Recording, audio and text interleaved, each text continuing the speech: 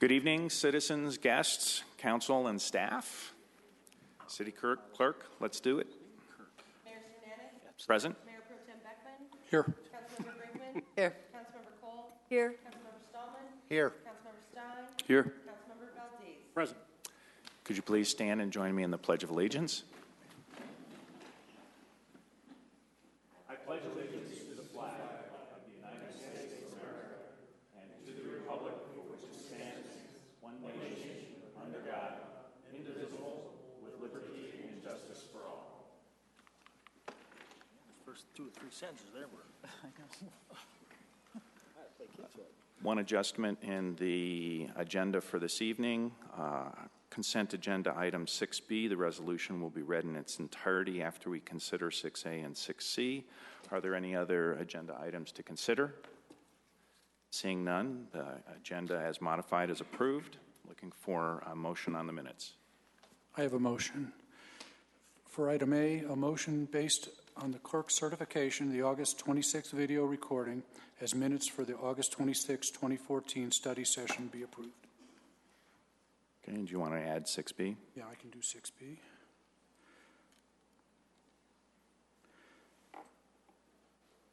Item B, a motion based on the clerk's certification. The September 2nd video recording as the minutes for the September 2nd, 2014 regular meeting be approved. Second. Thank you. Council, motion and a second. Looking for a vote on items 4A and 4B. Oh, there you go. The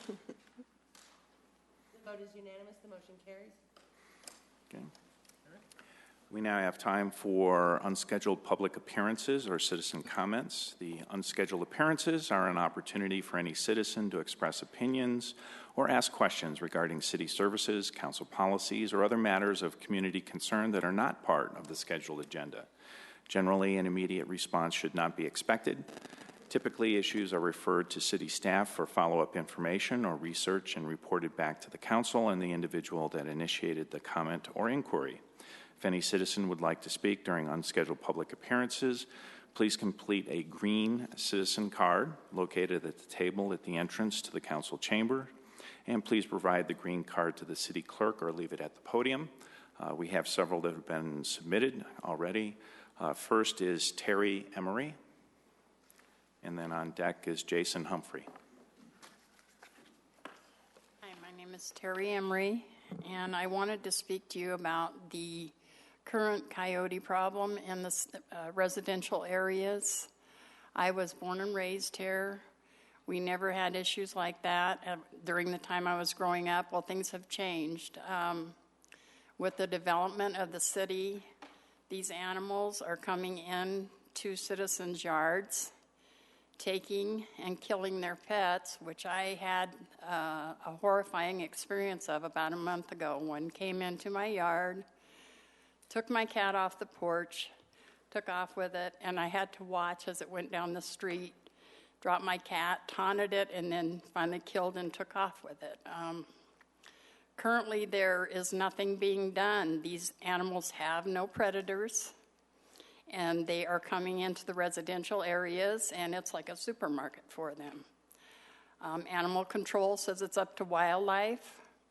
Wildlife says I have the right to protect myself or my property, but I have to follow city ordinances, which, as you all know, discharging a firearm is against the law.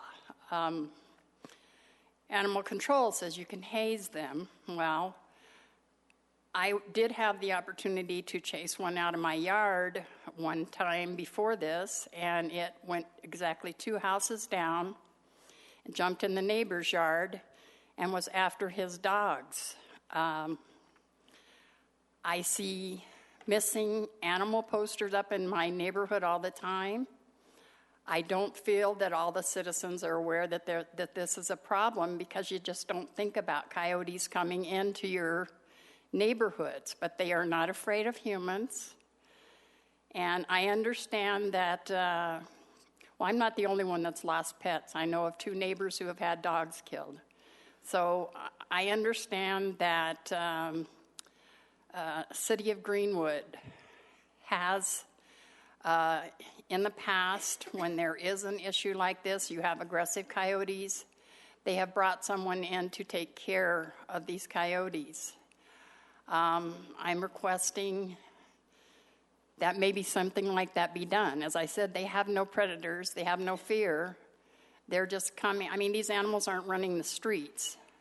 These animals are in our homes and our yards, and they should be able to go out in the yards without having to worry about them being eaten by a coyote. Like I said, hazing is the current solution where you're supposed to yell and scream at them. I currently live by the blind center. When these animals become so aggressive that they're going to attack humans, how are these blind people supposed to be able to do something if there is a situation? I'm just requesting some help with the city. I love my cat very much, and just to see something like that is horrifying. I hope no one ever has to see something like that. And that's basically, I guess, all I have to say. Thank you, Terry. So, Sorry about your cat, man. yes, that's Sorry about your cat. Thank you. Jason Humphrey, and next up will be Susan. Hello, my name is Jason Humphrey. I just basically have something to say about Beamish Street from Littleton Boulevard to Shepherd Avenue. It's just an awful shape. I've seen dirt roads that are not that bad a shape. Just like to see if something can get done about that. Very hard on vehicles. Thank you. Thank you. Public Works Director may contact you before the end of the evening. Susan, and then Cole on deck.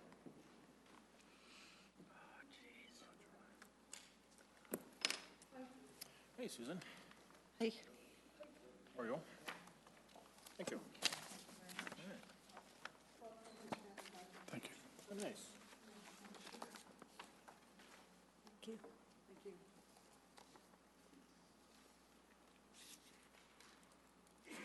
Susan Bergsteiner. I'm here today on behalf of the Littleton merchants, specifically to talk about the Littleton Criterium. You know, even though we do appreciate getting a world-class event like that in town, we kind of feel that we were misled in that we were told that this event would only be on Saturday this year and never again. And, you know, with that, the merchants kind of went, let's see what happens. And sadly, we've received all kinds of positive, you know, it was a wonderful event, promotional materials, but the people that were severely affected revenue-wise were not polled and were not spoken to, and that's the merchants downtown. We took upon ourselves to reach out to them, and what you have there in your hands that I gave you is a summary as well as a good representation of the comments that we got back. You know, the big deal is revenue. These guys are small businesses, and they lost anywhere from 60 to 90% of their business on a Saturday, which is kind of tragic. We did have a percentage that were not affected and or were happy, 12% of the group, but 88% of the group were very unhappy, were very affected, and would really like the city and the staff to think about this when it comes time to make a decision for next year.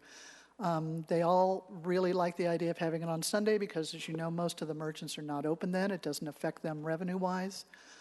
There were some safety issues which I don't know if you guys knew about this. They weren't really publicized, but why would you publicize them? In that people were warming up on the sidewalks. There were crashes and children were hurt. And you can see in the selection of emails that's in that packet, it was not handled well. You know, sadly, these people were incredibly irate, came back to the merchants after, and I can't tell you who, someone on the police force said, just make sure you're careful. Well, anyway, that's neither here nor there. But, you know, we just really like them to consider, you know, this is a good event. It did not, you know, nobody could really come up with where did the 3,000 people, where were they? Because throughout the day, there was no more than 2 or 3 deep for 3 blocks. It didn't really get busy in the sense of, the numbers that we were hoping to see until later, like 4, 5, when the high-level pro racers came on and when the music started, it got very popular. So there's been some really great suggestions. The events manager came to the meeting and she heard some of the good ones, which were things like, please don't have it on Saturday. Maybe start it later in the day, like 3 or 4 o'clock, so they're not so affected. There were just very serious scheduling and time issues. And again, I think it's important and smart to say, is U.S. Pro Cycling really the reason we want the race there? Do they really bring value to the city? If it's just the name and we end up losing, thousands of dollars of revenues out of small business pockets, that doesn't seem to be a very good return on investment for the city and their citizens. So I think you can, reach out to the merchants on your own. There are a couple representation in that package where people were not affected. One was on Main Street, one was not on Main Street, and is closed on Saturday, so of course it didn't affect their business. But for the most part, it was not a desirable event for a Saturday. So please keep that in mind and advise the staff if possible. Thank you. Thank you, Susan. Can I ask a question? Susan? Can I ask a question? No? Ma'am. Yes? You've got 100% accounted for, but I know that several stores were actually closed. Do you have any figures on that? Well, like in there, about 12% said they weren't affected or they were closed or they just didn't have any problems with it. Of the 12%, half of those are not on Main Street and or are closed on Saturday. Yeah, when I was... So that's part of that 12%. Okay. Thank you. Yes, Thank you, ma'am. Susan. Thank you. I know the comment particularly about starting later in the day has been heard, so. Okay. Cole? And then Russ? Hi, everyone. I'm Cole Hancock, and I'm representative from Heritage High School Student Government. And I just wanted to let everyone know that this year we're having our first annual Heritage High School Homecoming Carnival. This is open to all people of the community, and outside of the community, you don't even have to be in Littleton Public Schools. So this Thursday, which is September 18th at 6 p.m. in our main parking lot, we're having a carnival. So each club and activity and sport in our school is putting on a special event. We're having a DJ there.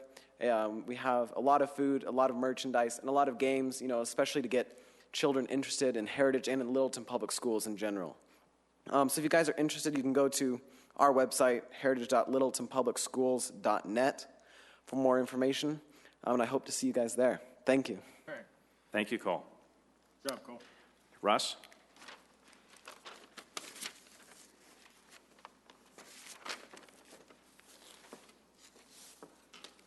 Good evening, Russ. Good evening. My name is Russ Robinson. I own Grandpa's Attic, which is located at 5729 South Curtis Street. My comments tonight concern the new city ordinance that regulates the display of merchandise in front of downtown merchant stores. I would first like to start out and clear the air that I did not call 9 News for the news event that they did on me. They contacted me and asked if I would be willing to talk. And I said that would be fine. So they came down and did an interview. But word has gone around that I actually called them, and I didn't do that. As a member of the Hoodlums Board of Directors, I've been involved with this issue since it first started back in November, when the assistant city manager came to us and talked about the merchants who were storing their merchandise outside in front of their stores 24 hours a day, 7 days a week, and said that that really needed to be addressed and corrected, that it was not right. And we agreed with him. And we talked about some different things that we could do, such as pulling a permit from the city to display merchandise, limiting the space that we could put out to display merchandise.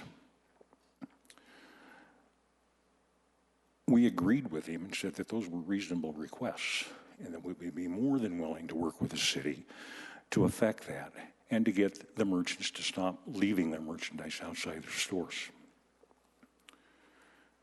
We thought we were working with the city to accomplish that goal until April when we got blindsided.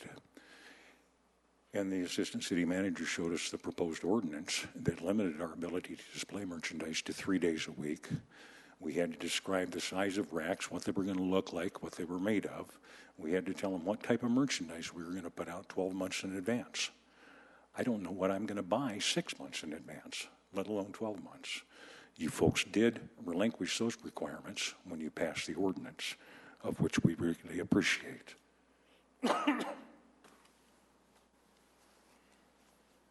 We called and scheduled a meeting with Mike and the board of directors. 4 of us attended that meeting to talk to him about those requirements and let him know that some of them we could live with, some of them we couldn't. But we wanted to understand why a limitation was being placed upon us. And basically we were told because you, the city council, requested it and wanted to have that limitation in place. We asked him what was the reason behind that, and he said, I don't know.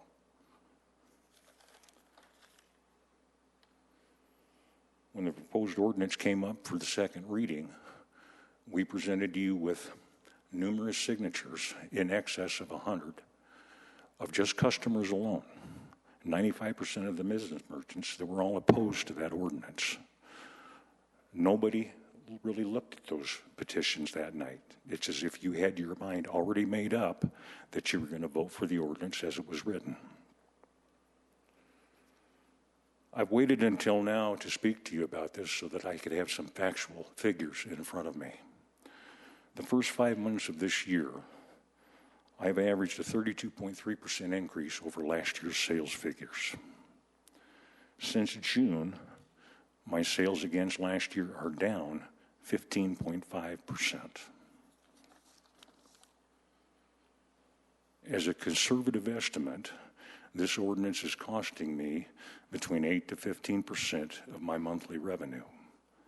Probably a more accurate estimate would be 15 to 25% of my monthly revenue. That, folks, is my profit. I only make about 15% profit in the retail business, and you've taken that away from me. Russ, your time is up. You can submit written information in addition through the city clerk, and it'll get to all the council. Okay. Thank you. Those are the cards that I've received in advance. John?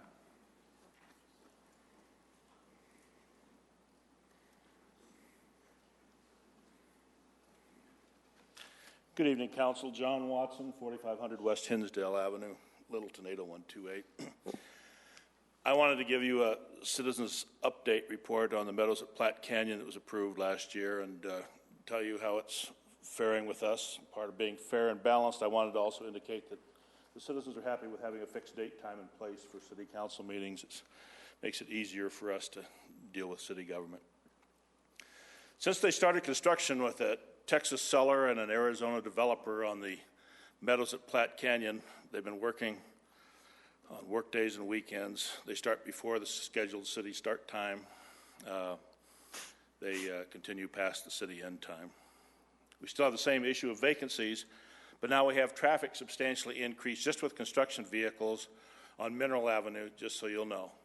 And we can summons Charlie down here again and ask him what he's going to do about it. He's already told us the streets are the streets. They weren't designed. They're going to be the same way. And not only that, we're going to show you that we've impacted the city streets negatively just by having this construction project start. We need code enforcement. We don't rely on you to do our code enforcement. I've given that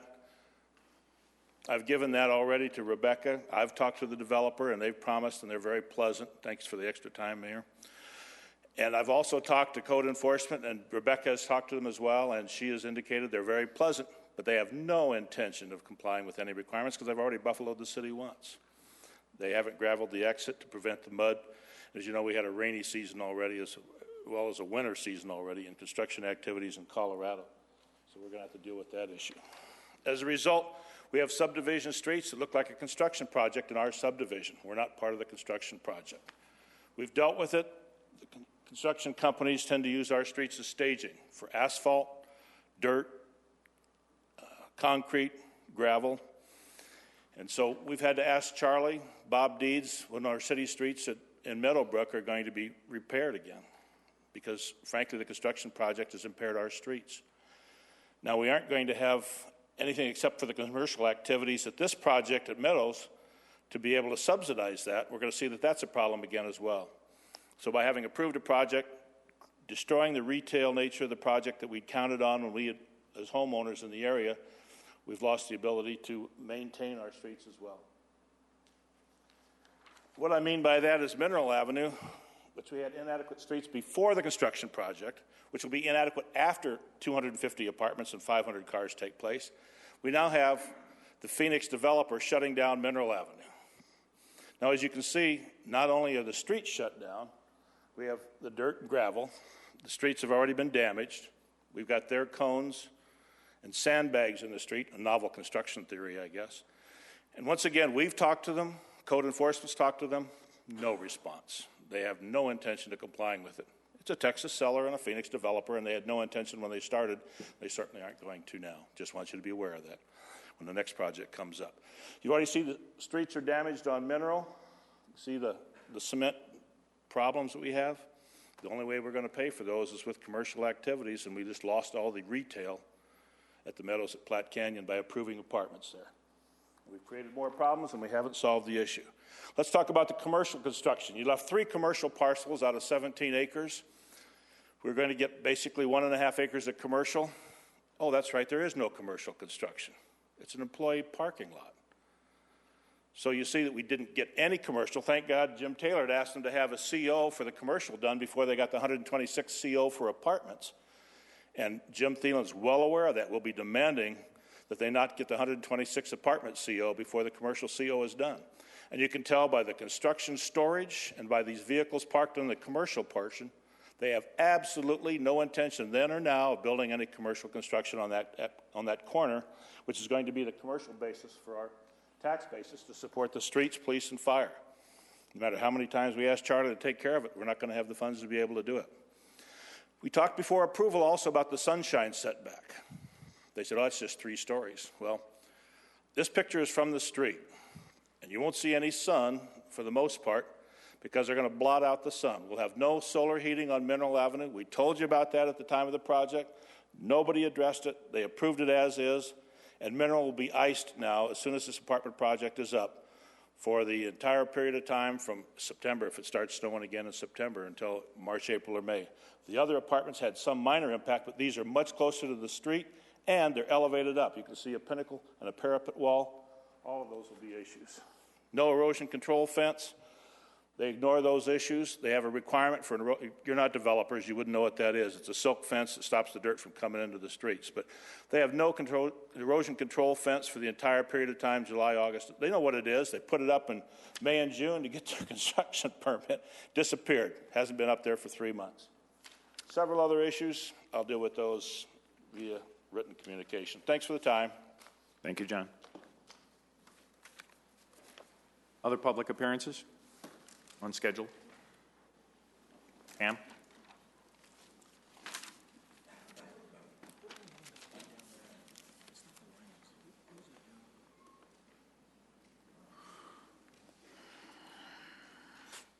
So I'm Pam Chadbourne. I'm going to try to finish what I started last week in 4 minutes. I wanted to talk about intent, cognitive dissonance with the 2015 budget, policies, how council can help public acceptance of urban renewal, alternative way to go from here, hopes for council action, and a developer review of Littleton if I have time. And for intent, I just wanted to say I'm an American true believer. I think the right of free speech is also a responsibility if something's important. So that's why I speak. I'm sorry if it's a lot. So cognitive dissonance about the budget threat in 2015, the study session last week approved what I'd call discretionary policies. The library annex at Aspen Grove, the first year of Riverside Downs at almost $1 million and millions more to come. Art installation on Santa Fe Mineral, to me these are discretionary if we have a budget threat next year. And where in the budget policy discussion was economic assistance to development, which I think should be there? For example, what we did last year at King Soopers and Breckenridge Brewery. So I realize part of that is a tax sharing in extended years, but that policy should be there. How do I, as a citizen, square these policy choices with the idea that the 2015 budget is so threatened that we have to rush through urban renewal? How council can help public acceptance of urban renewal.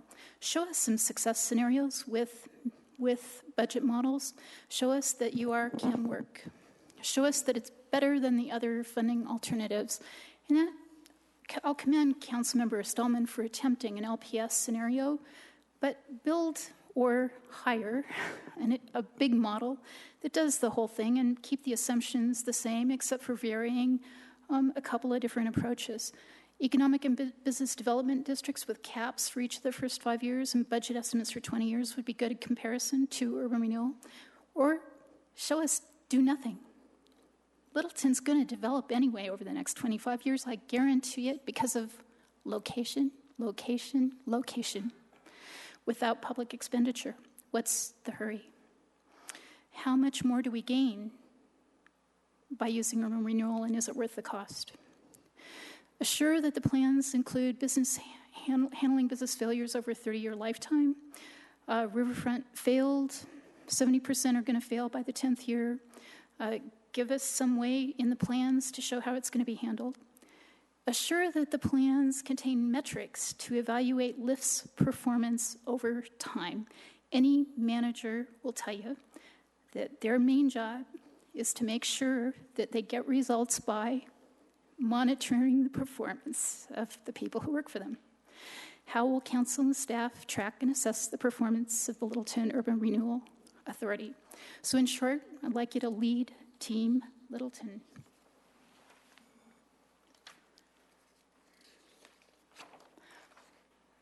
This is my positive concept, I think, of having a collaborative, inclusive timeline to plan Littleton 2.0.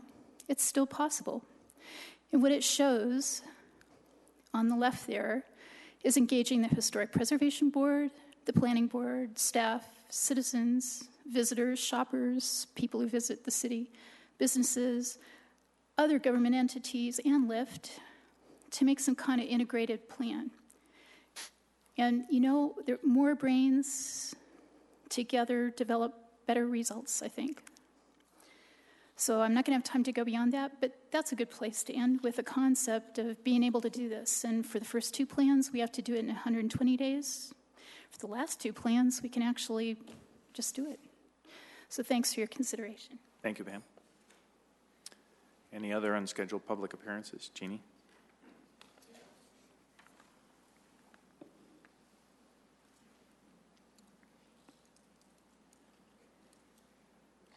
Good evening, Council.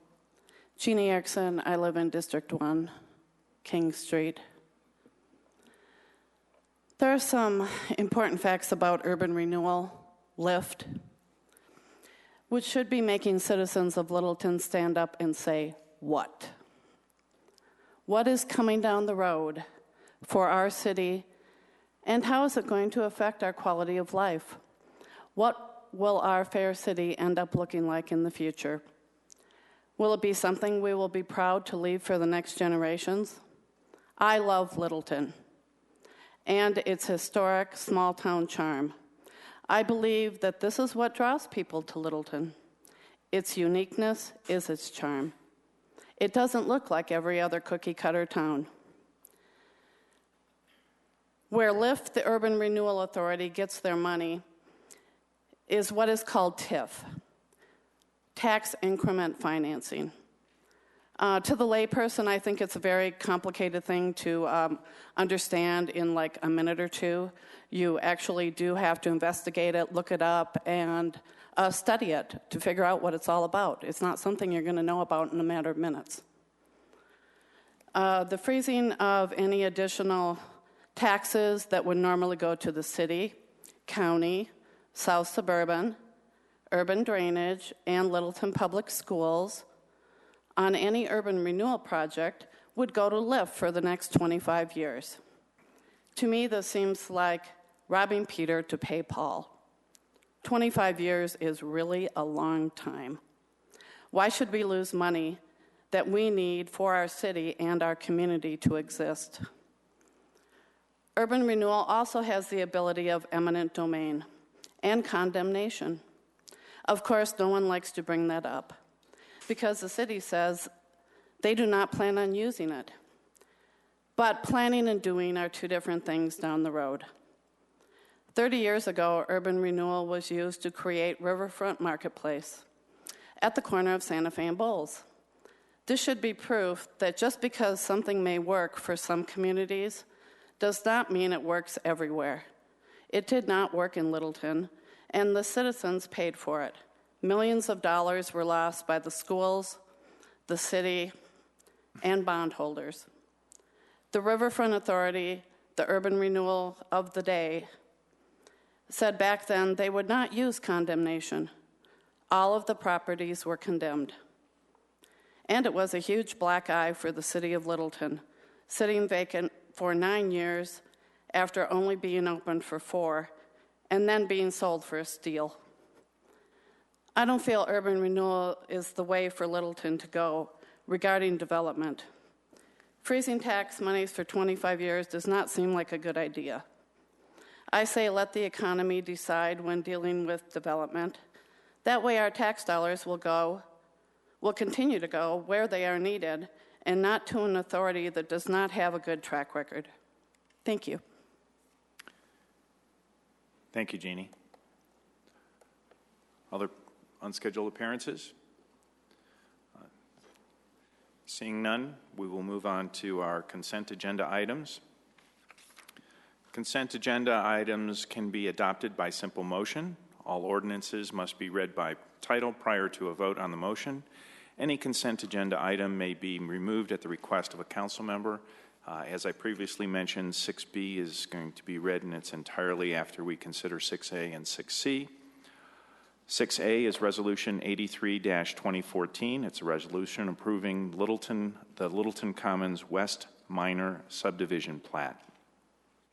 Consent agenda item 6C is Ordinance 32-2014. It's an ordinance on first reading approving a software maintenance and support agreement between the city and CRW Systems, Inc. for maintenance and support services for permit and code enforcement software. Looking for a motion? Move to approve consent agenda items. Second. Second. Okay. We have a motion and a second. Council, ready to vote? Mr. President, Mr. Mayor, I thought when you said you were going to read that whole thing, you knew that I was wanting to address one of those. So I did not understand what just happened. So you read the whole resolution. Is that when I was supposed to say I want to pull that? I did not read 6B. Oh, I'm sorry. Fuzzbrain, sorry. This is a consideration of consent agenda items 6A and 6C. Thank you. Council ready to vote?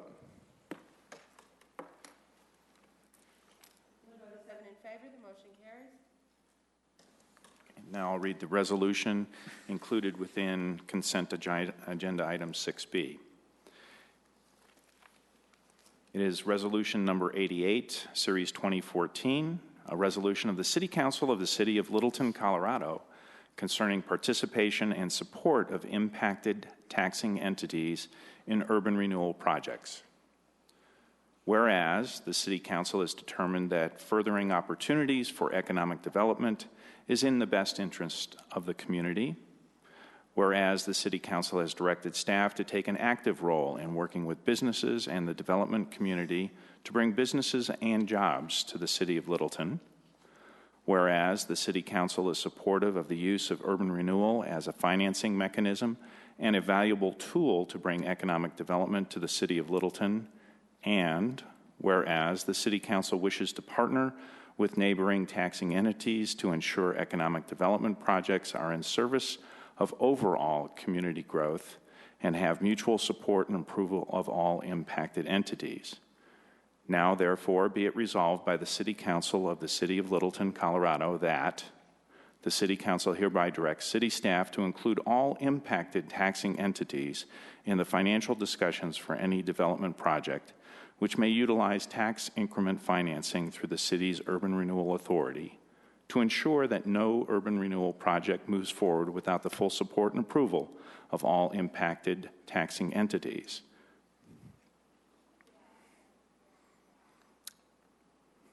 Looking for a motion? I move to approve consent agenda item 6B. 6B. Second. Okay, it's been moved and seconded. Randy. Okay. Any discussion, council? So I have a little confusion about the meaning of support and approval. It seems to me if you have full support, you, by definition, must have approval. But the word approval, in my mind, implies some kind of participatory vote or separate vote or something. So my feeling is we do not need and approval in the whereases or in the therefore statement. So, and I was putting that out as a kind of discussion before I might want to amend, if that would be okay. Councilmember Stallman?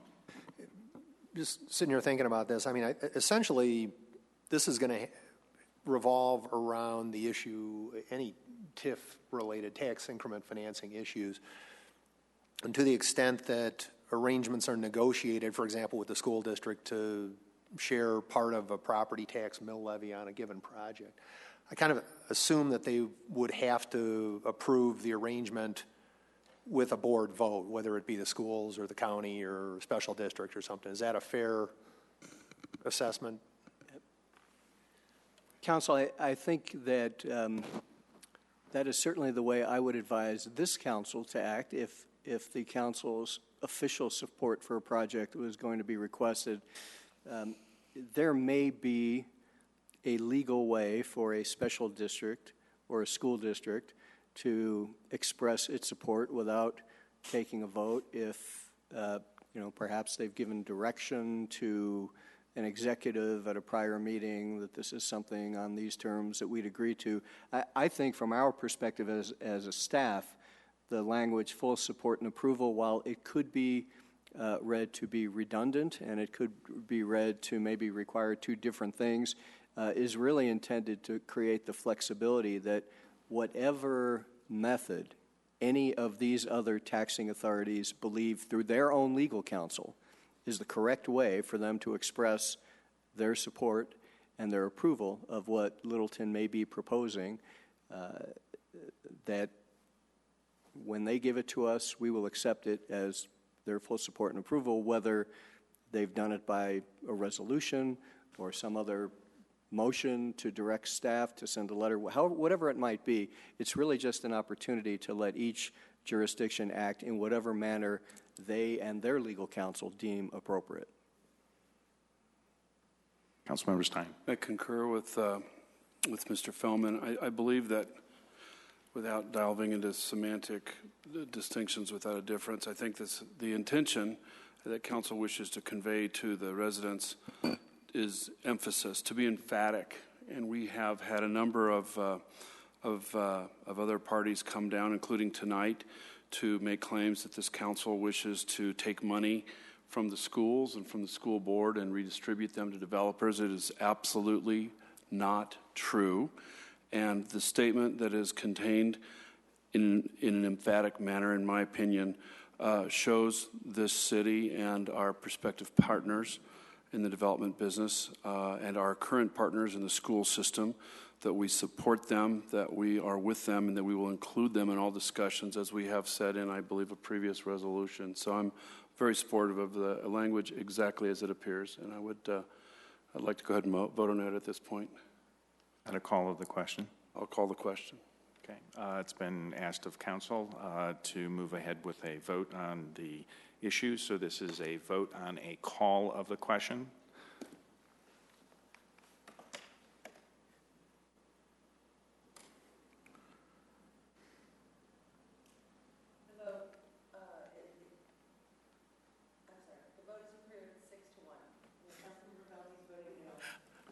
Okay. Was it that difficult? Which moves us to vote on the resolution itself. So, council, we are moving directly to the vote on the resolution. Ready to vote?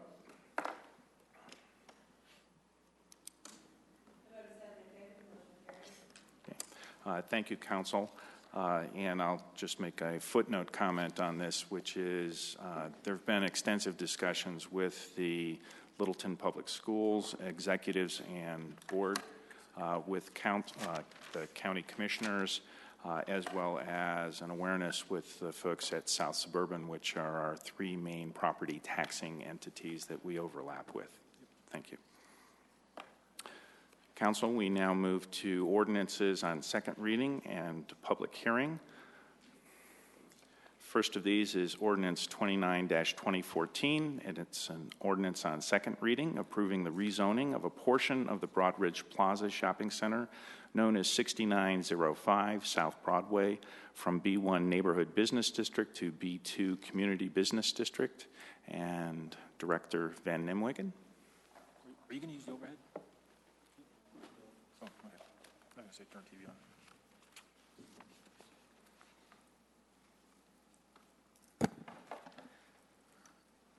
Thank you, Mayor and Council. As you mentioned, this is a proposed rezoning of a portion of the Broadridge Shopping Center that is located at the, here we go. I'll show you exactly. It's located at the northwest corner of Ridge Road and Broadway Road. And as you can see, the property is segregated into two different zoning classifications. The westernmost portion of the site is Zone B2, and the eastern site half is Zone B2, and the western half is Zone B1. So the project was originally developed in 1978, and as you're probably aware, it was originally a Safeway store. Safeway moved on. It became Joann's fabric store. The current owner and applicant has been having issues filling that large space, and what really precipitated the request is they had a request for U-Fit exercise facility, a gym facility, to locate in that particular space. So if you looked at our staff report, you can see that specifically that use is not allowed in the B1 district, and I believe the reason for dividing this site up into two different classifications, I think it was done probably well prior to the shopping center being built, was to have a lower intense commercial use adjacent to the residential development. So as we've looked at the proposed use that the applicant is requesting, we really feel that it is appropriate in the shopping center, but we can't zone it just for a specific user. So we took a look at what other uses might be appropriate in this particular case based on how the shopping center has been ultimately developed. They did have a neighborhood meeting with the adjacent neighbors to explain what was requested. I don't believe at Planning Board we heard from any of the neighbors that voiced some concern. So in essence, what staff did is we went through and at the Planning Board meeting recommended a number of B2 uses that could be allowed in the B1. The Planning Board spent a considerable time considering those uses and actually reduced that list down. So in essence, what we have and what staff and the Planning Board is recommending is that we allow veterinary hospitals within an enclosed structure. Indoor entertainment uses such as bowling alleys, ice skating, roller skating, movie theaters. Here's your health and recreation clubs that allow the U-Fit to locate here. And then also we allowed some additional B2 conditional uses of animal boarding and care facilities, so not necessarily a veterinary office. And then specifically we excluded uses of pawn shops, used and new motor vehicle sales, gasoline stations, ambulance facilities, drive-through restaurants, and other accessory automotive uses such as car washes, body repair, mechanical repair. And then we also excluded some conditional uses such as teen clubs, outdoor recreation, entertainment, amusement, and correctional facilities. So when we do a recommendation for zoning, we look at the comprehensive plan. In this case, I think with the citywide plan, that there are benefits to the community addressed in plans, such as providing additional shopping opportunities, employment opportunities, capture retail shoppers from outside Littleton, and I think we have a good opportunity here. But the big one that we talked quite a bit as we amended the comprehensive plan is what do we do to revitalize some of our older existing shopping centers and increase the amount of tenants in those centers, and then also improving the local economy. We also looked at the Kettering Park neighborhood, and there's a pretty clear recommendation that we not allow additional commercial uses to physically encroach into the neighborhood, and we're certainly not doing that. We're just trying to get better use out of an existing shopping center. Improve the viability of an existing shopping area, and also we restricted certain uses to maintain the integrity of the neighborhood. So there's really kind of a two-step process in this. We are recommending that the council approve the B2 community business for that portion of the site that's zone B1. That's about 5.3 acres. And then what the planning board does is approve that plan development overlay that restricts those uses that I just went through. So their approval was recommending that you approve the rezoning subject to that PDO going into effect. And ultimately, your ordinance is the same thing, approving the zoning, making sure that PDO gets recorded to make this change effective. So with that, staff is recommending approval. Here's the proposed motion that we have before you, and I'd be happy to answer any questions for you. Any questions, council?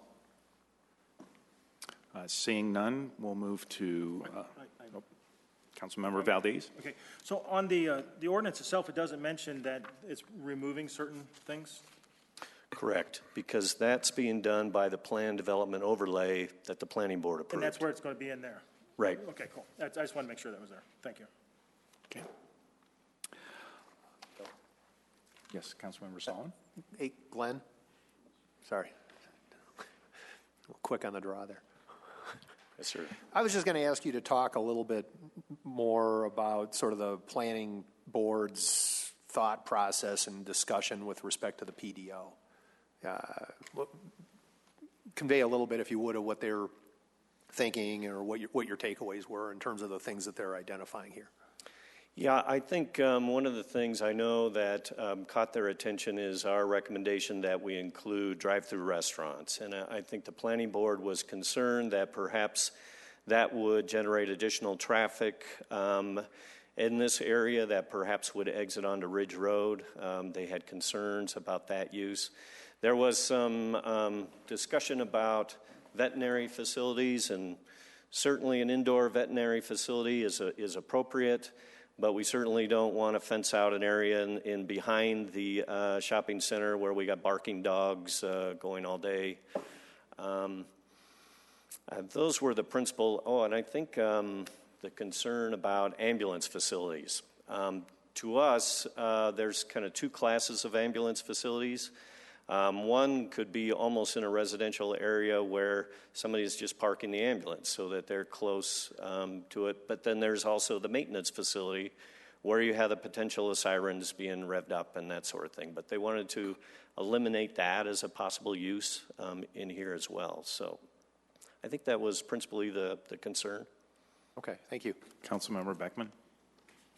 Clint, just going back in time, I think one of the issues when this was put in the early 70s was to interfere as little as possible with the residential street, which is right behind.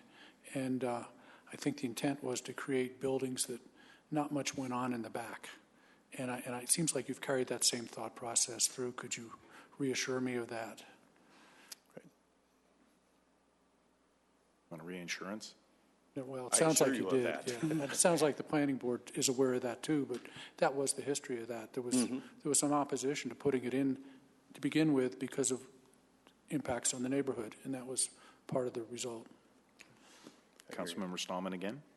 Sorry, and that's actually an interesting point because there's actually behind that property quite a bit of space between the lot line and the existing building facade. If this thing gets, if we approve this, hypothetically, what would be the setbacks if somebody wanted to come in and redevelop the site in a B2, with a B2 zoning? Is there a likelihood that there'd be anything closer to the residential lot line, or is that stipulated somewhere? I'm looking at Jan. I don't know if she knows what the rear setback would be.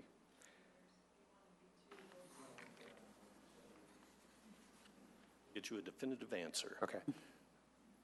I've got one other question I want to, after you're done, just so I don't forget. Both the B1 and the B2 zone districts don't have minimum building setbacks.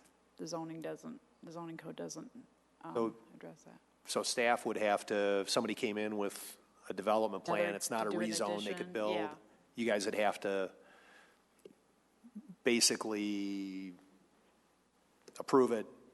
Is there something, if we were so inclined, would there be something that we could put in here that would say we wouldn't want to see any encroachment closer than the existing building structures?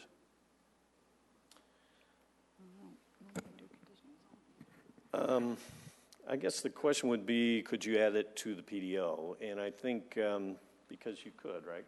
Through the PDO, you could increase.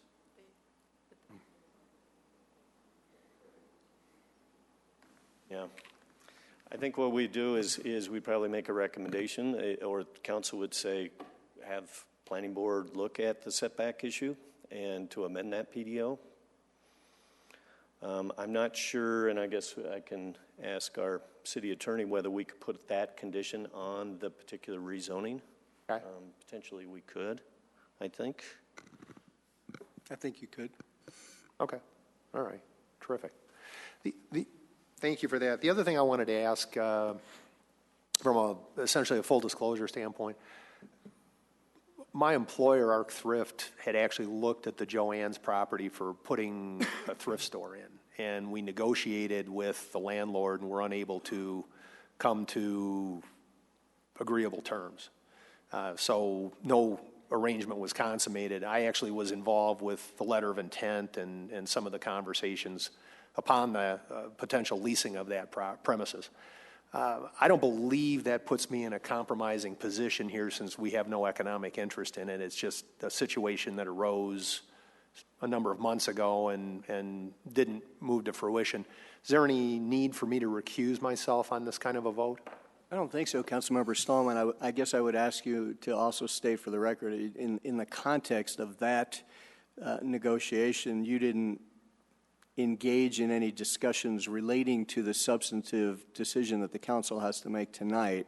It doesn't sound like you would have, but I think you should make that, if that's true, that you didn't, you should make that representation on the record, and I think you're good. Yeah, that's absolutely correct. There was no conversation about any rezoning activities, and naturally, if there had been, that would be automatic recusal because of, my involvement with the council. But yeah, no, didn't have any conversation. It was a straight operating lease, and we didn't agree to any terms. I think you're fine to participate. Okay, thank you. Councilmember Valdez again. So on the west side of that property, it's I don't know, it's a good 100 feet or more from curb to back of building.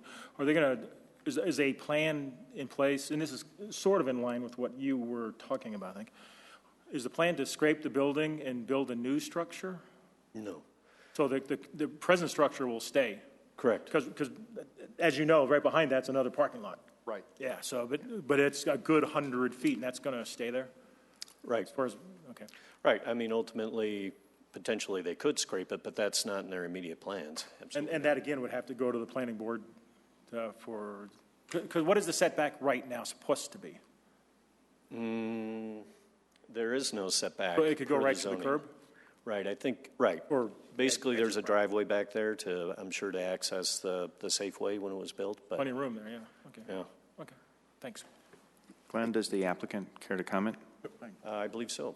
I think Bruce has something. No, I was just going to say, yeah, I think that was my concern was if the rezoning takes effect, and somebody comes in and wants to build something in the future that works with the B2 zone, wouldn't have to go for another rezone or for council approval. And so that was where I was coming was, are we served, is the community served by maybe stipulating what the setback? At least some setback. Yeah. Because right now it's property line, what he just said. Yeah, and it just so happens that there is space because it used to be a grocery store. Well, today there's a setback, yeah. Right. Huge. Yeah, exactly. Right.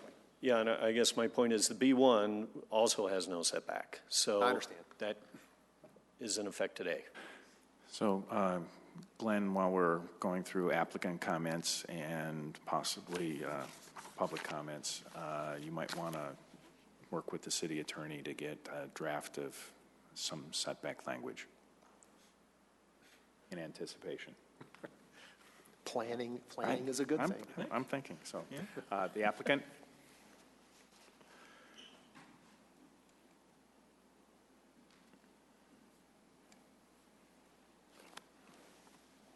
And if you could, please introduce yourselves.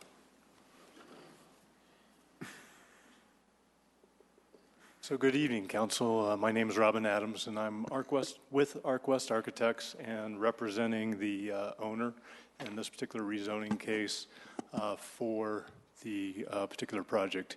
And I guess I just would like to say thank you very much to Glenn and Jan and the planning staff. They've been very helpful in this process so far, and very cooperative as well. And so I don't know that I can add much to what they've already presented. I just wanted to take the opportunity to introduce myself, show you a little eye candy of what the project will look like in the future, and just kind of reassure you that the intent really and where we started with this is that we wanted to do a tenant improvement in that location. And in my initial diligence for doing that process, came to realize that the B1 zoning would not permit the health and fitness, which was a bit of a surprise, because it seems like that would be, an acceptable and even maybe a promoted use for that location. And so at that point is in which we started working through the process of looking at the rezoning. In regards to the conversation about the setbacks and so forth, I think one thing to consider, just speaking architecturally about this, not to say you wouldn't want to add that to the PDO language, but in terms of a building, there's still going to need to be fire truck.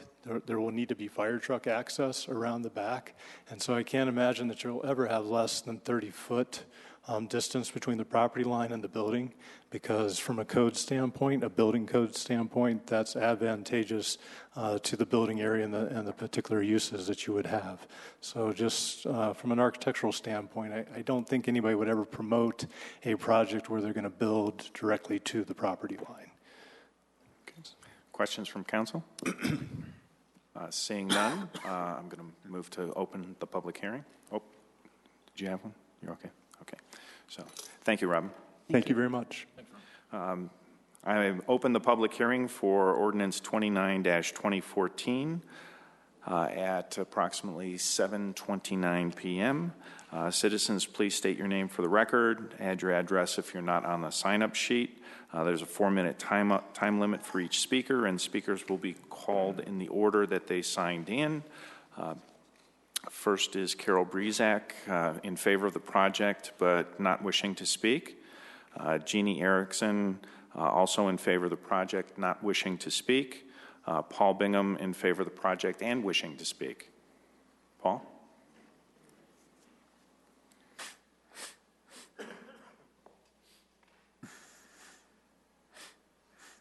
Good evening, Council. Paul Bingham, 236 West Delaware Circle, Littleton. I've lived close to this place since it was a wheat field. I've seen it go up and down, bought $1 million worth of groceries in the Safeway.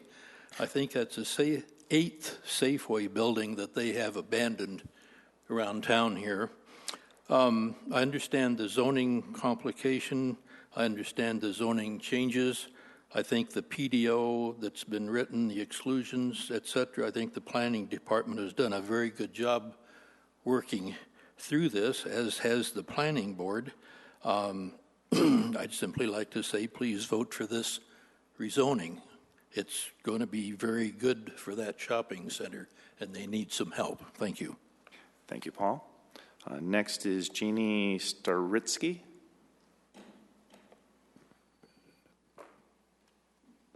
And Jeannie, you just need to state your name. It's Jenny Staritsky. Oh, I'm sorry, Jenny. It's been a long time since I sat right there.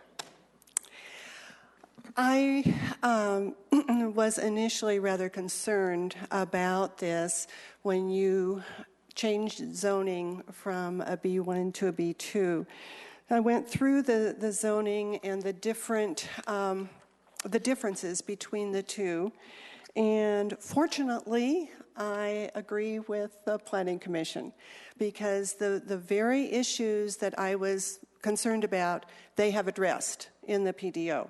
I do not want to live, I sort of live across the street. If you were standing in what used to be Joann's and look south, you see the Highline Canal, and the street that backs to the canal is my street. I don't want to live across from a pawn shop, from sales of automobiles or gasoline, nor do I want a correction facility or a teen club, and so those were my concerns. And so if you do pass this rezone, please, you have to have the PDO, or it's simply not acceptable for the neighborhood. Thank you. Thank you, Jenny. Okay, that completes the roster. Is there anyone else wishing to make a comment? And seeing none, I close the public hearing. Oh, Pam Chadbourne, please.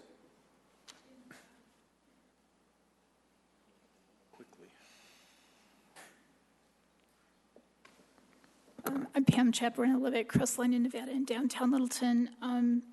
I agree. Planning board and planning staff did a great job considering the extra uses of the B2 code.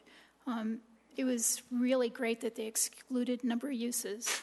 So the only reason I'm down here is I would actually exclude a couple more, and one of them is the animal boarding, and the other one is the indoor entertainment. And the reason for that is the animal boarding, especially if it was scraped and replaced, could have barking animals that would be heard all night. And for the sake of the apartments to the west, I don't think that's a good use for this property. And the indoor entertainment, fitness users, I think are different than some potential indoor entertainment. Good to exclude teen clubs. Other kinds of indoor entertainment could also have impacts on the residents to the west, especially if it was ever scraped and replaced. So the other observation I have is at planning board, not sure that if the owner was there or is there, but the owner's representative said, we're okay if you take out these added uses. So right there, it's great that we added some. And there's no harm in having to come back at a later date and present an additional use, I don't think. And there's benefit to the city. So I would just ask you to exclude a couple more uses because of the potential impact on the apartment residents to the west. Thanks for your consideration. Thank you, Pam. Is there anyone else desiring to make comments? Seeing none, I will close the public hearing at 7:33 p.m.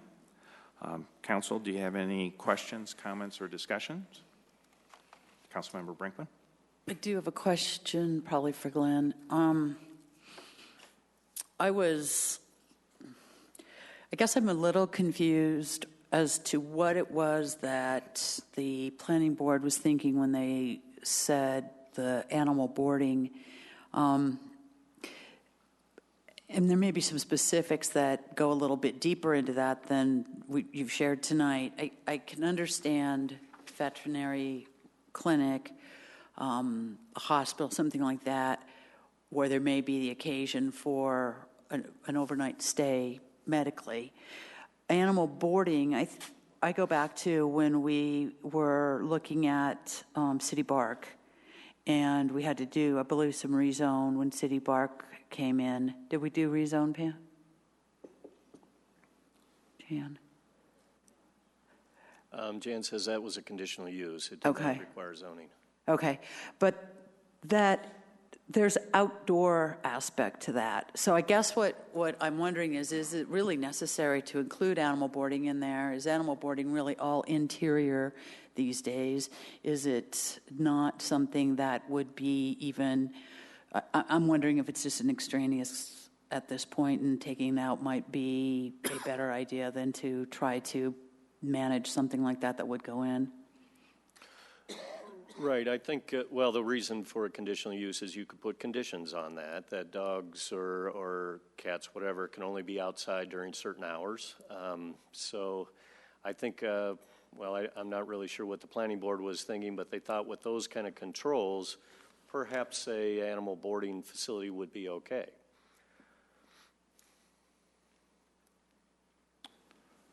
Councilmember Beckman. I want to support what the concerns that Councilmember Brinkman brought up. To me, an animal boarding location, just by definition, is going to have some interaction with the outside. And I think that was the original intent of why that was the way it was to really insulate the activities of that commercial space from the residential. And noise could definitely be an issue, as well as just the activities. I'm not really in support of that at all for this area. Isn't it already removed? Mm-mm. I thought under the planning board recommendations under number 4. For straight animal boarding, they made that a conditional use. So there would be a step before somebody could occupy the space. They would have to come back to the planning board and would be subject to conditions. Okay, well then help me out. If that's going to be an obligatory conditional review for that use, yes, that's what it would be. That may accomplish my concern, but I'm not sure why we would have it if we could eliminate that concern to begin with. Councilmember Brinkman. Yeah, I guess I think I would just as soon see it come out. If it, even with the conditional, if you do have someone that wants to go in there, then there's going to be a need for, I would expect us to expect a boarding facility to offer an outdoor aspect to that. Otherwise, we may have other problems with that. And then that just becomes a neighborhood issue at that point. And if there isn't, I just don't know that has to be something that has to be included in this. It's also not something, quite honestly, that becomes a, if we remove it from that, it's not like we're removing a large revenue generator. We're not reducing a sales tax opportunity in there. I don't know that frankly, I'm not ready to say that if somebody wanted to go in there that we need to deal with how we put kennels in the back and what kind of hours that is. It doesn't really matter what hours those dogs are back there. It's about the noise. So I don't know. It seems to me like something that we don't need to put in there, and it might be easier to just remove it, which I intend to do in an amendment. Councilmember Stein. So for a change to avoid being redundant, I do agree. I wonder if it would be appropriate to make a motion which would then be amended by a council member that chose to remove that approved conditional use, regardless of whether it was conditional. And I suspect we may have another amendment with regard to setbacks, but I think we got to get started somewhere. So I'd like to make that motion when you believe it's appropriate, Mayor. That's fine. I'm looking for probably the process that will be simplest is to have the main motion and then take in each amendment as they come up. Okay. So I move to approve on second reading the ordinance approving the rezoning of a portion of the Broad Ridge Plaza Shopping Center property known as 6905 South Broadway from B1 Neighborhood District to B2 Community Business District. Second. Okay, we have a motion and a second. Are there any amendments? Well, a question. Discussion first. Okay. The ordinance in the packet includes the PDO. So the motion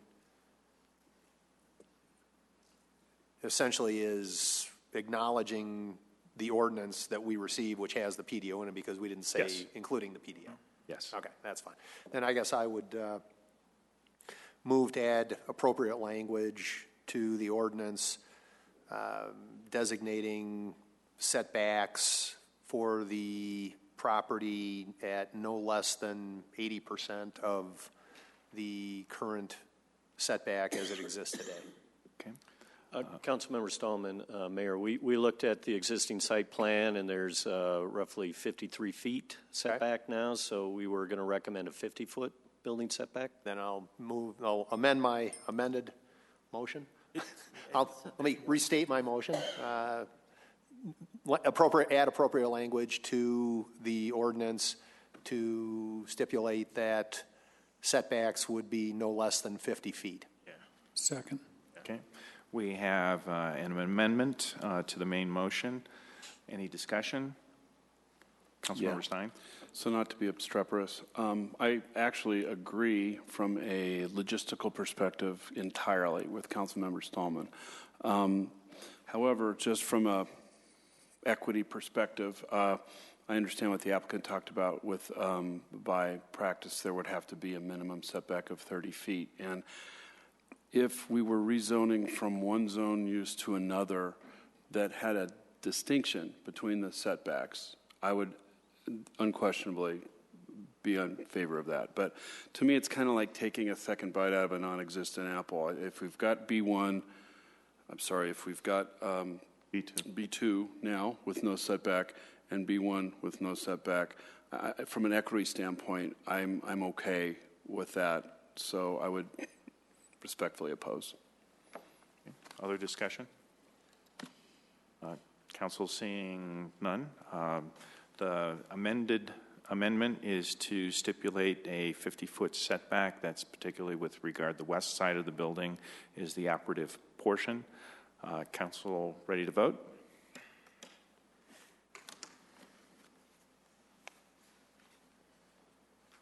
Yep. I vote. You did? Oh, now you have.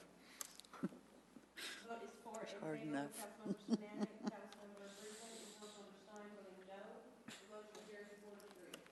Okay. That's one amendment. Any others? Yeah, I'll make an amendment to remove under permitted uses 2.12, treatment and boarding of small animals within enclosed structure, and 2.6, animal boarding and care facility. I'll second. Okay, we have a motion and a second. Council discussion? Yeah.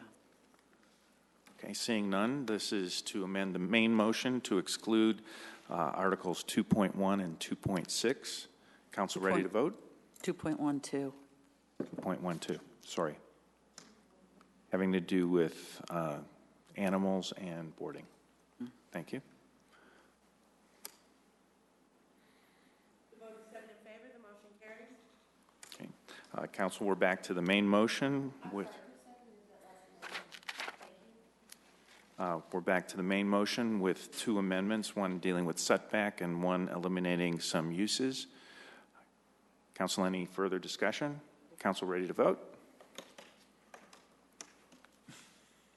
The vote is 7 in favor. The motion carries. Thank you. Council. Next is item 7B. This is ordinance 31-2014. It's an ordinance authorizing a lease agreement with Polo Reserve Metropolitan District for the land known as the Polo Reserve Practice Field.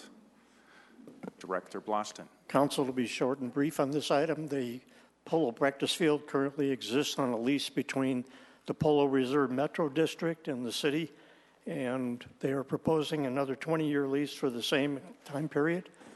And in exchange, the city gets a conservation easement on the Nevada Ditch open area.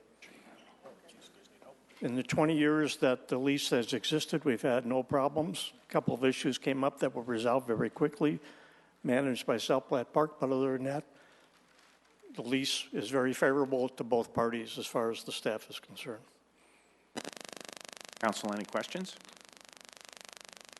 Seeing none, I will move to open the public hearing. This is with regard ordinance 31-2014 being opened at 7:45 p.m. And citizens, please state your name for the record. As there is no one on the roster, there's a 4-minute time limit. And at this point in time, is anyone wish to make public comments on this? Seeing none, I close the public hearing at 7:45 and 30 seconds. Council, do you have any questions or comments? Seeing none, I'm looking for a motion and a second. Motion to approve on second reading an ordinance authorizing a lease agreement with the Polo Reserve Metropolitan District for the land known as the Polo Reserve Practice Field. Second. Okay, there's a motion and a second. Any additional discussion, Council? Seeing none, ready to vote? Thank you, Council.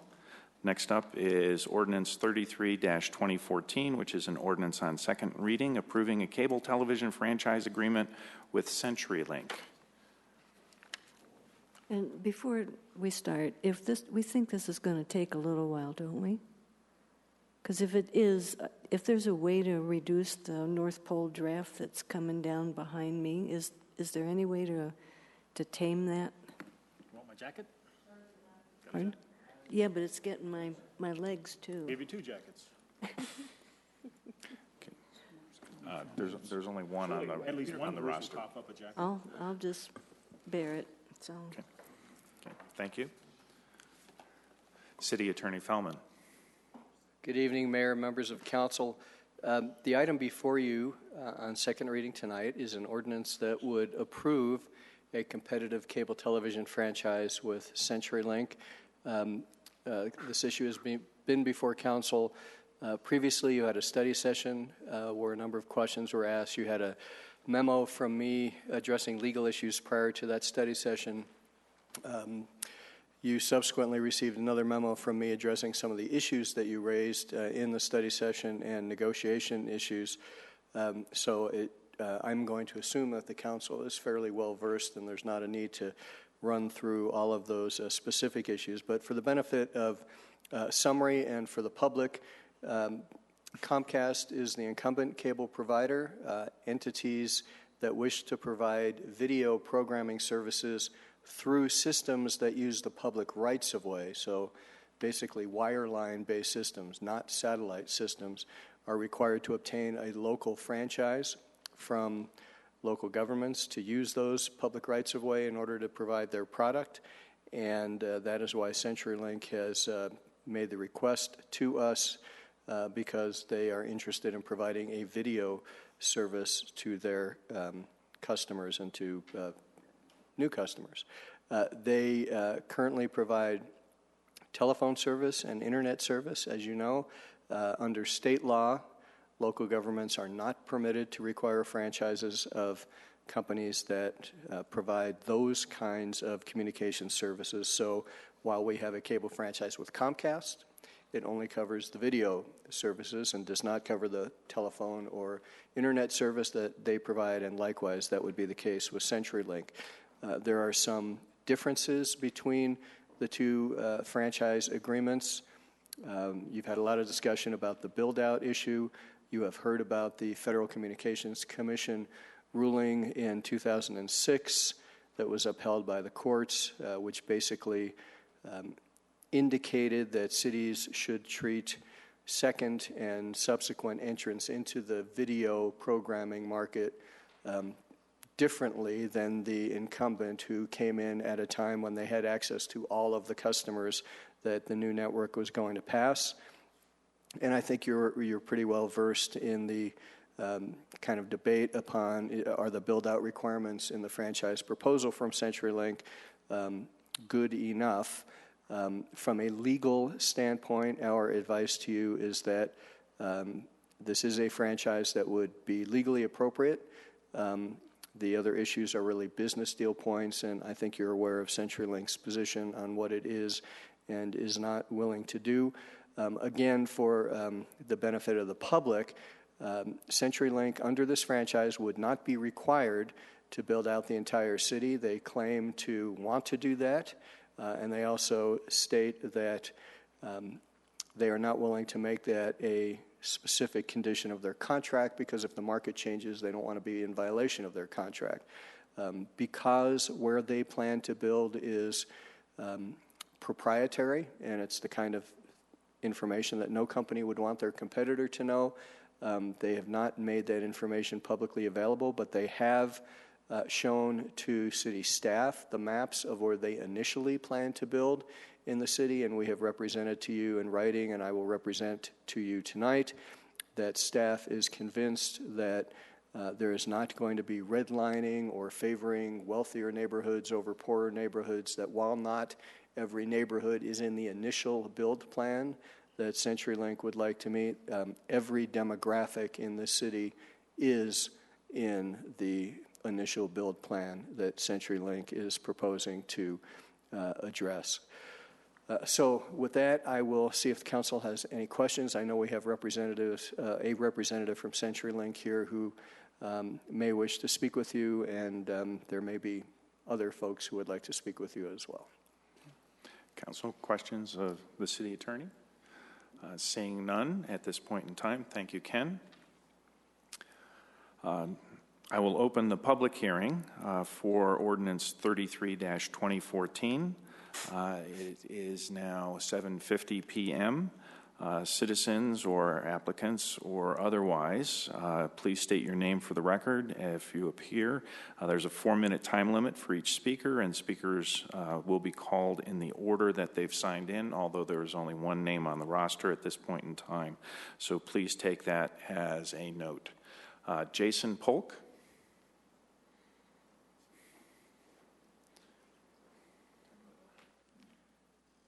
Actually, it's Jason Peck. Oh, Peck. I'm sorry about that.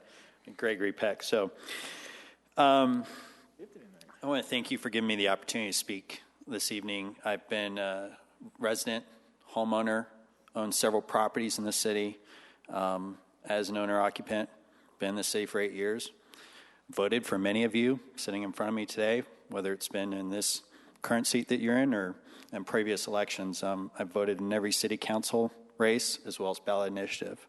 So I'm very involved on that. I also I'm a local realtor, serve on the board of directors with the largest association here in town, represents 25% of the state for realtors, and that's Denver Metro Association of Realtors.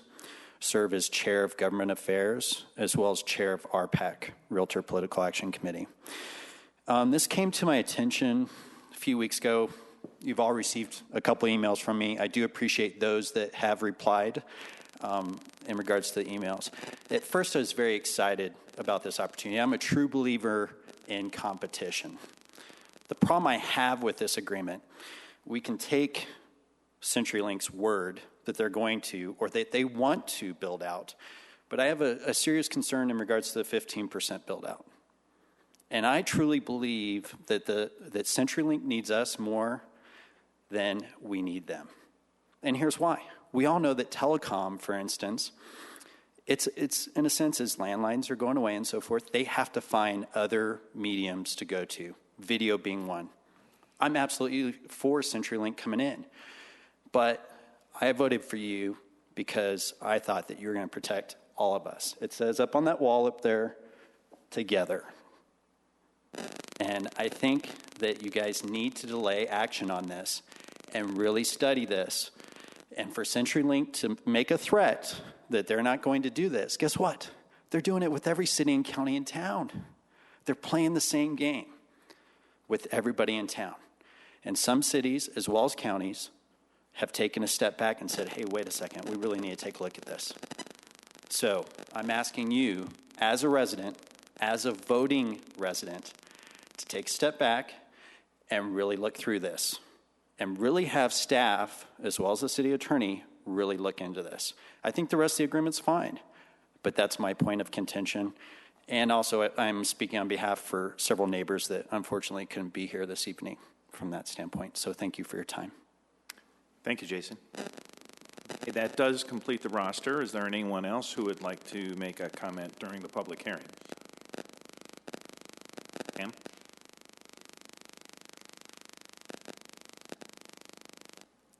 I am still Pam Chadbourne at Crestline, Nevada in downtown. Actually, that's an interesting comment, but my question is, City Attorney Feldman and I may agree on this. I am interested in having cities provide this service. To me, that is the ultimate competition, and prices would come down rapidly and services would improve. I know some people don't believe in that for what I call religious reasons, but I actually believe it's part of good competition when the market has grown too high, too hot. And I also don't like this concept of 2 or 3 or 4 different sets of cables under the street. So my question is simply, how would this impact the city's ability to provide this service if the state law is ever changed? Just is something I'd like to see, and I don't know how this would impact that. Thanks. Thank you, Pam. Anyone else? Seeing none, yes, John. Sorry about that. It's a little tough getting up. John McCormick representing CenturyLink. We do appreciate the work that we did with staff in terms of developing this. Speaking with some of you, I know over the last more than a few years about our desires, and we are prepared to move ahead with the work that we need to begin the upgrade in our first phase and continue to grow with the city in its new build, as well as upgrade other areas that will not be in our first wave. And I'm here to answer any questions you may have. Given that he's part of the applicant process, any questions from council? Seeing none, thank you, John. Okay, anyone else? Okay, seeing none, I closed the public hearing for this ordinance at 7:56 p.m. And council, do you have any additional questions or comments? Bruce? Go ahead. I'm finding my notes. I just have a couple general comments, and perhaps among council here, it might stimulate some discussion, but in matters like this, it's really helpful to do a pro and con of what the effects would be for the community, both from the positive side and the negative side. And other than, for me personally, other than the issue that was mentioned about perhaps they might come in and do a incomplete representation to the community and choose to move on, which I think would be a con, would be a negative. I'm having difficulty finding other reasons why it would not be in the interests of Littleton. So if other council members have any of those, I'd sure like to hear them. On the pro side, I really believe the competition's great. I think the opportunity is there for an existing company to come into Littleton and compete. And the FCC has pretty much laid out what the ground rules are. 15% may not be exactly the best interpretation, but it's a workable one. And as I said, it could be a con. I do think for the average folk out there, and I'm one of them, I think there's definitely a need for some competition in this area. I'm a Comcast customer, and Comcast does fine for me, but I've had some struggles, some issues with Comcast at different times. Understandable with everything that they're doing. Perhaps other folks in Littleton might feel the same way and be looking at this saying, gosh, some competition might just be helpful on both sides, because certainly CenturyLink is not without criticism sometimes in some of their operations. So I see an advantage there. Bruce? Thank you. I wanted to compliment the city attorney and staff for the quality of information that has been presented over a variety of meetings. I think it's been very illuminating in terms of the stare and compare between the respective franchise agreements. I think a couple of things here. Every time we've done a community survey, one of the biggest issues that comes out of it is jobs. And it so happens that CenturyLink is the largest employer in the community.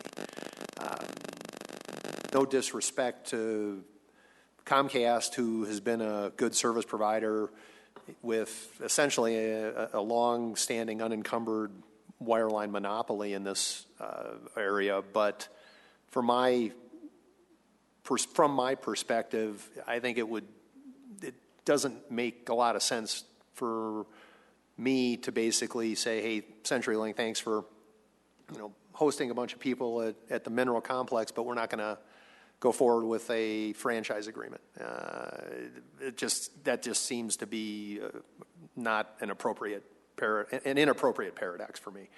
I think competition, as Councilmember Beckman said, benefits everybody, and I think it's a reasonable risk on our part to assume, per the gentleman's comments, that the likelihood of CenturyLink continuing to build out beyond 15% is quite high, given the economies of scale involved and the fixed cost involved in putting in a small deployment. Once you've got once you've gone beyond the fixed cost on this type of a network, each incremental house that you're connecting has a substantial profit element, I believe, associated with it, and therefore I'm going to support this ordinance. Thank you.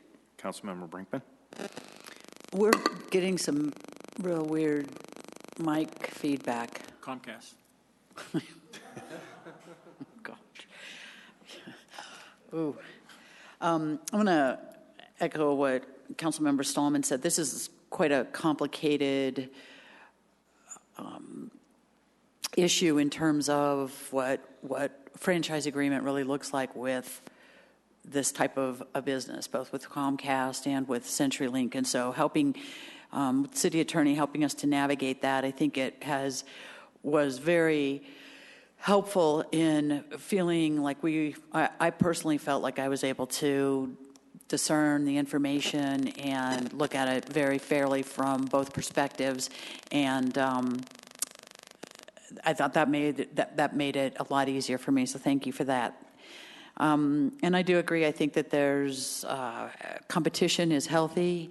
And while I would like to see the 15% higher, while I would like to see a commitment to full build out sooner, I understand that they have their own constraints, and to overpromise and underdeliver is not what any business intends to do. So if you underpromise and overdeliver, then that's a much better scenario. Proud to have CenturyLink.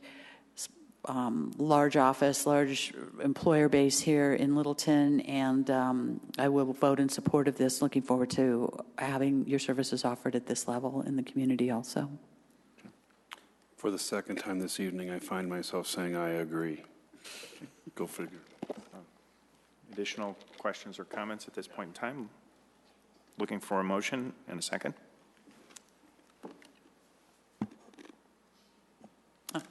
Motion to approve on second reading a cable television franchise agreement with CenturyLink. Second. We have a motion and a second. Additional comments? Council, I just want to put a ditto to all the elements with regard CenturyLink being a major employer in the city. Probably puts us in a little bit different position.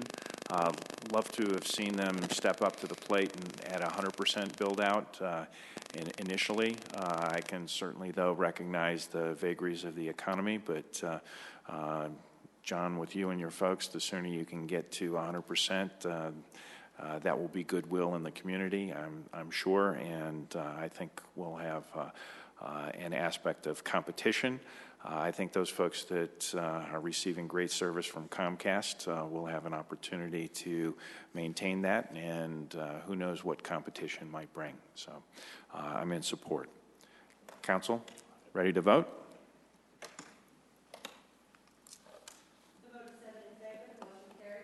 Okay. Thank you, Council. Now moving to comments and reports. Director Van Nimwegen sitting in for our deputy and city manager who are at the ICMA conference. Any comments? I have nothing to add. Thank you. Okay. Councilmember Cole? No comments. Councilmember Stallman? Yeah, I'll make a handful of comments, and I'll try to be brief. The LIFT board meeting... I love he always does that. Sorry, we're having side conversations about your comments. Excuse our skepticism. You'll always try to be brief. And those side comments are made with great respect. I know. I said try. That's what we're talking about. Right. We appreciate it. Very good. Let's see. Last night, the preliminary plan boundaries were set by LIFT for the north Broadway urban renewal area and the Littleton Boulevard urban renewal area. They will come back around the horn in several months and actually vote the plans, vote on a recommendation of the plans for those areas. One item of interest was some follow-on request that was made to ascertain the property tax assessed value for the King Soopers parcel that's being redeveloped. Depending upon the language in the plan, the tax base from a TIF perspective could either be set when the plan is approved or theoretically when a project clock starts. And so if it's set when the plan is approved, the question is, well, what does that assessment look like for that particular parcel? Because previously, if it's a 2-year look back, it was an operational business, then it was in construction and demolished and being rebuilt. And if it's into the future, it'll be a new operating business. So that's, LIFT is asking for some additional information in terms of what those numbers look like and how that's handled. From the city, they're asking? Well, the LIFT executive director is going to go research it with the county for the county property tax issues. And a reminder was made last night as well that the sales tax issues on that property, there was a base established, and then, as you guys are all aware, the 50% sharing above the base is in play as far as what we could or could not do. That base increasing over time as well. Correct. Yeah. Regardless of that, we also have the opportunity, if there is urban renewal financing that occurs in conjunction with that, of adjusting the percentage of what goes into the TIF.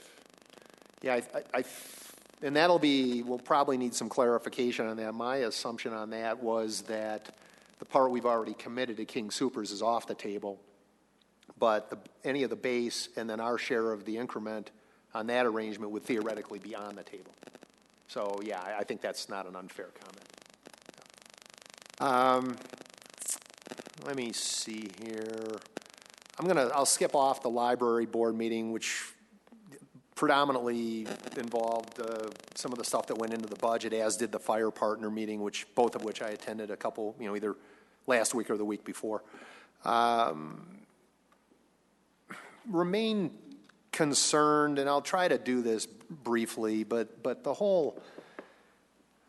some of the comments, again, that we got tonight from citizens regarding the Urban Renewal Authority and the activities, and then there's an email that came around from a citizen last Friday which reiterated a bunch of the same concerns, and I just need to state again for the record, with the hope that the more we say this, that it will get out in the community and people will start asking questions when somebody comes to them and says, well, hey, here's what's going on. Because there continues to be communication that at best is misrepresenting the situation as it exists. And I won't get into it for an hour and a half, but there was a comment made tonight that Littleton's going to develop into the future, and that's a guarantee. And I would respectfully disagree with the individual who made that comment and point to the Enser property at the southwest corner of Mineral and Santa Fe. I mean, here you've got a large parcel of undeveloped property that, in an environment where we have the lowest cost of money, the lowest interest rates in our lifetimes, still is vacant.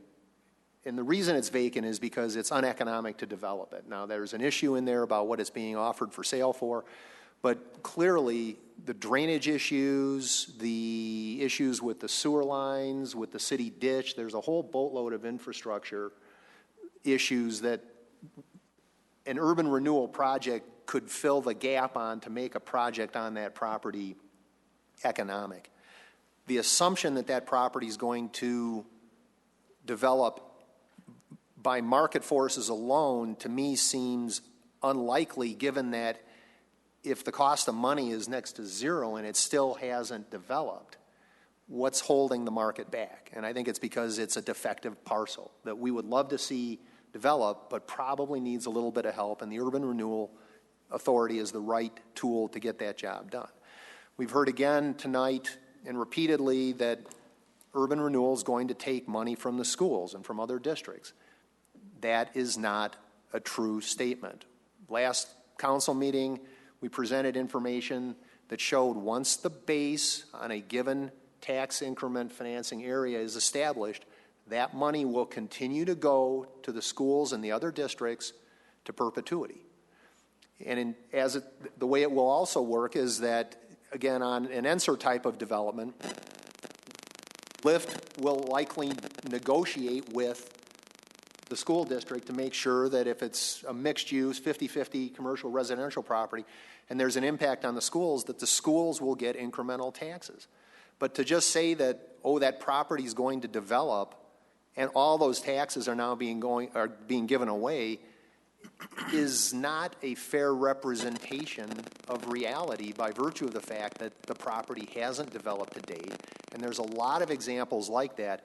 For example, another one being the parcel over by Federal where the county keeps all its election equipment. I mean, that property's been in disrepair, or not being, let's say not disrepair, but let's say not utilized to its highest and best opportunity for a variety of reasons that urban renewal could address. Yet again, we heard tonight that condemnation on the Riverfront Authority was a bad thing, and God forbid anybody condemn anything today. And in fact, we have taken the step of communicating the state statutes. Everybody has been apprised that the law changed in 2004. It is demonstrably harder to do any condemnation today in this state than it was 30 some odd years ago. If you want to say condemnation's on the table, at least acknowledge the fact that the laws today are not the laws that were in place in 1983. What we don't talk about, but which we should talk about, is the fact that, again, one of the big things we hear from the community when it comes to the surveys that we put out are that jobs are very important. They're not only important for the city because they represent economic vitality and incremental sales taxes for us, they bring people to the community that benefit the school district. So to the extent that we can help prime the economic pump, and we create more economic value, and we improve property values, and we bring jobs to the community, those are all positive attributes that help Littleton maintain the quality of life that everybody's so proud of. I'll stop there. I'll stop there, but with the caveat that again, we'll continue to say to make these representations, and I do not want to be disrespectful of the people that are debating this issue or that are out passionate about the topic, whether it's pro or con. You know, everybody's got the right to form their opinion and speak their mind and convince other people.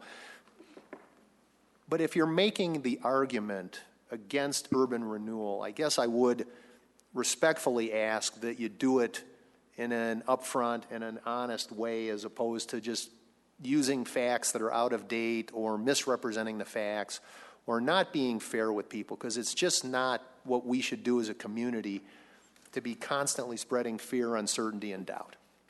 Thanks. Thank you. Councilmember Valdez. Thank you. Let's see, East Elementary had their back-to-school carnival, and they had lots of kids there. It was a really cool event to see all those little guys. East is doing well over there. And were you going to bring up the Alfred Packard event? Are you going? Well, if you're going to, I won't. He's not. Okay. So Alfred Packard, was it the Alfred Packard Bacon Party had their event? I made it down there. It was in the Renke parking lot. That parking lot was literally completely full of people. The proceeds go to the Rotary Club. And they made, I hear it was well over $10,000 for charity events. And I tell you, it was a heck of an event down there. Thank you to Renke for making that property available, and to the Rotary Club for all the good work they do for the not only just city of Littleton, but many people outside of Littleton. So that is it. Then I have a question I want to talk to you on afterwards. Okay. Councilmember Brinkman? Just a couple quick things. One is that we have 2 new stores have signed leases in Aspen Grove. One's a toy store, and the other is a women's fashion store, kind of a local, local store. So, yeah, not a chain. So one will be going in where the Build-A-Bear was, and I'm not sure where the other one will be going into. So that's exciting. And then I did want to just address, we had a citizen come down and spoke about the Meadows at Platte Valley, which is the apartment and retail development that's being done at Mineral and Platte Canyon Road. And there was a comment about the state of Mineral Boulevard and that it's a cement road. We had our budget hearings last week, and in those hearings we did approve some construction and improvements on that stretch. And that, of course, will be done as soon as the construction work is completed. The other comment about that is that there were a number of comments and I'm going to call them accusations made about the behavior of that particular builder, and I would represent that as the district rep for that particular area. I will check on this tomorrow, but there is very strict guidelines as to when construction needs to stop and start, and they're somewhat liberal. I think they can go till 9 at night, and they can't start till 7. And that includes things like trash trucks through your neighborhoods, too. We have one that gets through there about 6:59 every morning. But I think that is something I will double check on. I think that we have found over the years that occasionally you have shift changes where someone may not have a full understanding of the rules, but overall these guys are recognizing that there are rules and guidelines, and that's what they live and die by, because that is what their business is, to come in and build and then follow those rules. So I'll double check on that. But the other thing I wanted to make a comment, and it somewhat follows up on what Bruce is saying, is that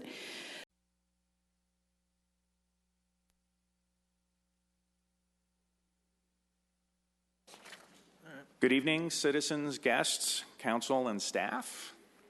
City Clerk, let's do it. Mayor Sinanek? Present. Mayor Pro Tem Beckman? Here. Councilmember Brinkman? Here. Councilmember Cole? Here. Councilmember Stallman? Here. Councilmember Stein? Here. Councilmember Valdez? Present. Could you please stand and join me in the Pledge of Allegiance? I pledge allegiance to the flag of the United States of America and to the republic for which it stands, one nation, under God, indivisible, with liberty and justice for all. First 2 or 3 sentences there were. One adjustment in the agenda for this evening.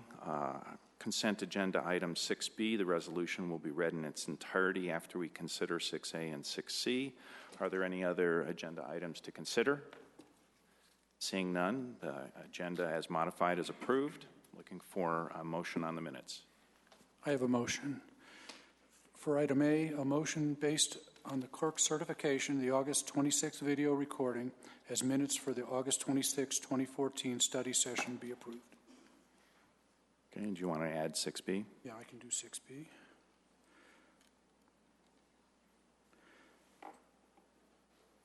Item B, a motion based on the clerk's certification. The September 2nd video recording as the minutes for the September 2nd, 2014 regular meeting be approved. Second. Thank you. Council, motion and a second. Looking for a vote on items 4A and 4B. Oh, there you go. The vote is unanimous. The motion carries. Okay. We now have time for unscheduled public appearances or citizen comments. The unscheduled appearances are an opportunity for any citizen to express opinions or ask questions regarding city services, council policies, or other matters of community concern that are not part of the scheduled agenda. Generally, an immediate response should not be expected. Typically, issues are referred to city staff for follow-up information or research and reported back to the council and the individual that initiated the comment or inquiry. If any citizen would like to speak during unscheduled public appearances, please complete a green citizen card located at the table at the entrance to the council chamber, and please provide the green card to the city clerk or leave it at the podium. We have several that have been submitted already. First is Terry Emery, and then on deck is Jason Humphrey. Hi, my name is Terry Emery, and I wanted to speak to you about the current coyote problem in the residential areas. I was born and raised here. We never had issues like that during the time I was growing up. Well, things have changed. With the development of the city, these animals are coming in to citizens' yards, taking and killing their pets, which I had a horrifying experience of about a month ago. One came into my yard, took my cat off the porch, took off with it, and I had to watch as it went down the street, dropped my cat, taunted it, and then finally killed and took off with it. Currently, there is nothing being done. These animals have no predators, and they are coming into the residential areas, and it's like a supermarket for them. Animal control says it's up to wildlife. Wildlife says I have the right to protect myself or my property, but I have to follow city ordinances, which, as you all know, discharging a firearm is against the law. Animal control says you can haze them. Well, I did have the opportunity to chase one out of my yard one time before this, and it went exactly 2 houses down and jumped